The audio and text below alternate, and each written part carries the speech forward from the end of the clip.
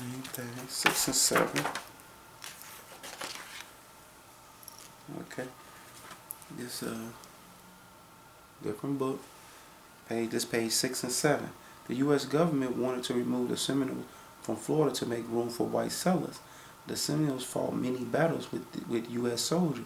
Some Seminole people were forced to move from Florida to present-day Oklahoma, but others stayed in Florida to fight to keep their land.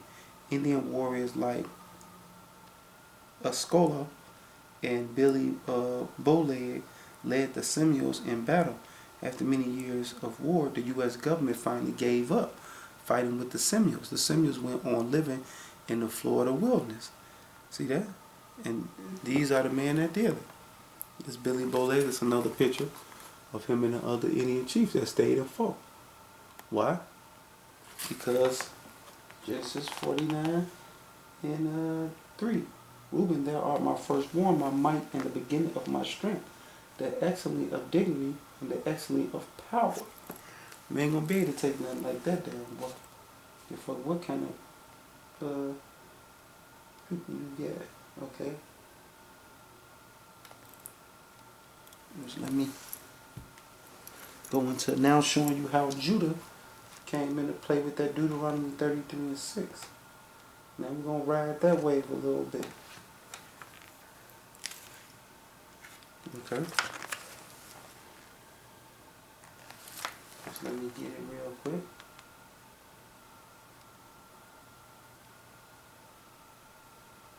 So we got these prophecies lined up, boy. Now before I read it, get in y'all mind. Deuteronomy 33 and 6. Let Reuben live and not die, and let not his man be few. And this is the blessing of Judah. See that? This is the blessing of Judah. That Reuben gonna live and not die. Why? Because Reuben's supposed to help Judah. And Judah's supposed to help Reuben. And he said, hear Lord the voice of Judah, and bring him unto his people. So they supposed to hook up together. That's why the Simeon Indians hooked up with Judah and let Judah come in and be their warriors, marry their wives. They gave us shelter and protection, and we actually helped them fight these Edomites. Bring him unto his people, let his hand be sufficient for him, and be thou a help to him from his enemies. Now this page 8 and 9. Runaway black slaves who fled to Florida formed communities near the Seminoles. The Seminoles were soon joined by African slaves who had escaped from American plantation. The ex-slaves became known as black Seminoles. They lived in separate communities near the Indians. Though some of the people became the Seminole slaves, they were treated with respect. The black Seminoles used their knowledge of farming to help the Seminoles. They tended their fields and cattle. They received protection from the Seminole in exchange for giving the Seminole a portion of their crops. They all enjoyed living in peace. See that? See? Deuteronomy 33 and 7. And this is the blessing of Judah.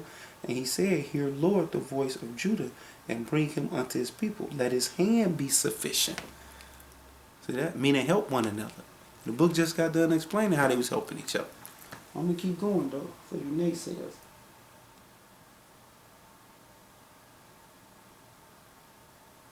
Okay, let's go Black Indian. Let's go on Black Indian. Was one of my favorites.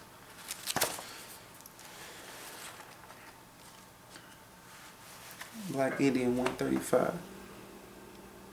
Slavery in the 5 civilized nations. Let's jump right here to the 3rd paragraph. By 1860, slaves have become a major part of life for the 4 civilized nations. Only the Seminoles,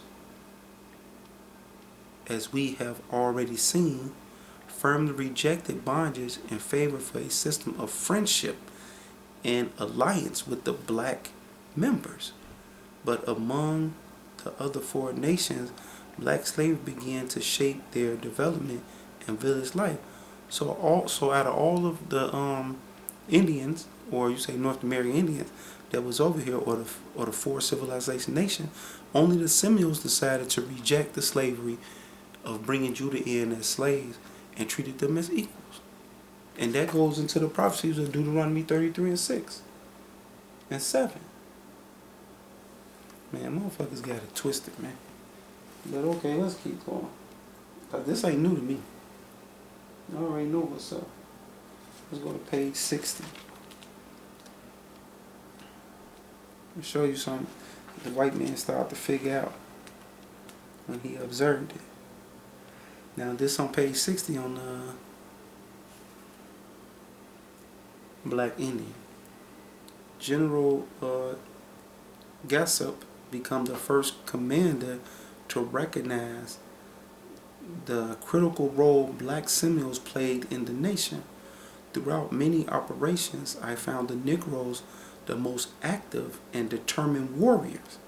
And during the conferences with the Indian chief, I examined that they exercise an almost controlled influence over them. See that? Now, why did the Indians have, or the Seminoles had so much influence and control over Judah? Because that goes back to the prophecy, Deuteronomy 33 and 7. And this is the blessing of Judah. And he said, hear, Lord, the voice of Judah, and bring him unto his people. Let his hand be sufficient for him, and be thou a help to him from his enemies. That's why that spiritual bond was there. Why? So like today, we can bring out the prophecies of who our people is and why they did certain things. Alright, this 64 and 65. And I'll end it with this.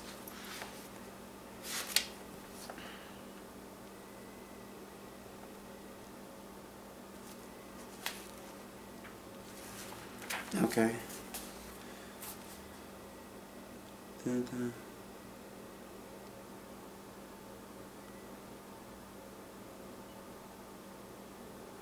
Okay, I'm gonna start at I'm trying to see where I can start it at. It say okay, I'm gonna start at chapter 5, page 63. Conclusion of the Seminole Wars. In the final months of the Florida effort, General Gassop restored to full-scale deception and hostage seizing. And by the fall of 1837, he had captured King Philip and his black Seminole son, John Philip. This brought fourth King Philip, key son, Wildcat, to negotiation, riding a spiritual horse, a spirited horse, bearing a white cap, plunged in his silver headband as a sign of peace, and accompanied by four chiefs. Wildcat arrived to bargain for his father and brother's release. For a moment, General Gassop wanted to seize him for his part in the recent hostage rescue success. Instead, he decided to use him to organize a final peace conference. Wildcat was sent forth bearing a white flag and asked to return with leading Seminoles. His mission changed abruptly when he met his friend John Horse. Both men were 25 skilled warriors and showed negotiation. Their friendship would last for 20 years and revolve around their agreements that red and black Seminoles were blood, sister, and brothers, whom no foe could part. See that? That's Judah and Simeon come together. The tall horse, neglected attire, towered above the short, slightly Wildcat. Both had a tendency to, and then it goes a little further, to drink too much. See that? The Israelites, they seem to drink too much. And Wildcat let this habit interfere with his duties. See that? And it's going to show you. It's going to show you Simeon right here and Judah always being together. Right? So that's my lesson on the Seminole Indians and the breakdown of Genesis 49, 1 through 4, and Deuteronomy 33, 6 and 7, to show that spiritual attributes and traits was being told, that what was going to befall the 12 tribes of Jacob. And when you go and comb through these history books, you can pull them and bring them out to life right through the scriptures. And with that, shalom.